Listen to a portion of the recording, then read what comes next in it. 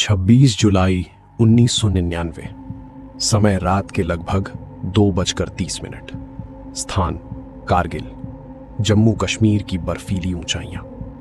तापमान 0 से कई डिग्री नीचे गिर चुका था।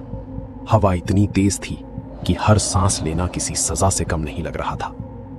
लेकिन उस अंधेरी रात में कुछ परछाइयां खामोशी से एक ऐसे मिशन की ओर बढ़ रही थीं जो अगले कुछ घंटों में इतिहास की दिशा बदलने वाला था।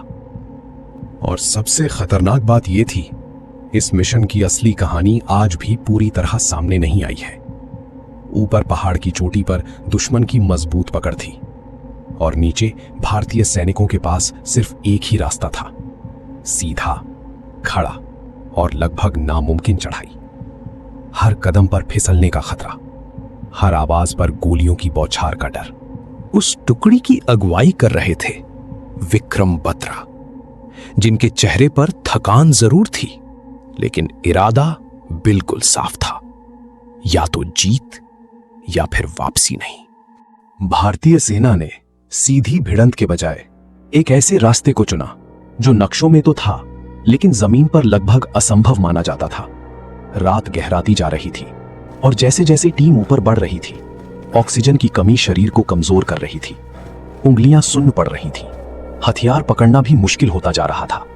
लेकिन असली खतरा अभी बाकी था, क्योंकि दुश्मन को इस बात का अंदाजा तक नहीं था कि हमला नीचे से नहीं, बल्कि उनके सबसे कमजोर और अनदेखे हिस्से से होने वाला है। उसी समय पहाड़ी के दूसरी तरफ एक बंकर के अंदर दुश्मन के कमांडर को कुछ अजीब सा महसूस हुआ। कोई साफ संकेत नहीं था, कोई आवाज नहीं। उससे पहले कि वो दिखाई दे, उसने अपने सैनिकों को सतर्क रहने का संकेत दिया। और यहीं से शुरू हुआ वो खेल जहां एक छोटी सी गलती सैकड़ों जिंदगियों की कीमत बन सकती थी। नीचे बर्फ में छिपे भारतीय सैनिक अब दुश्मन की नजरों के बेहद करीब पहुंच चुके थे।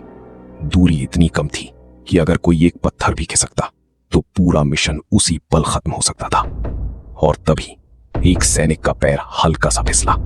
बस एक क्षण, एक बहुत छोटी सी आवाज, लेकिन पहाड़ों की खामोशी में वही आवाज गूंज की तरह फैल गई। अब सवाल यह था, क्या दुश्मन ने वो आवाज सुन ली थी या फिर ये मिशन अभी भी छुपा हुआ था?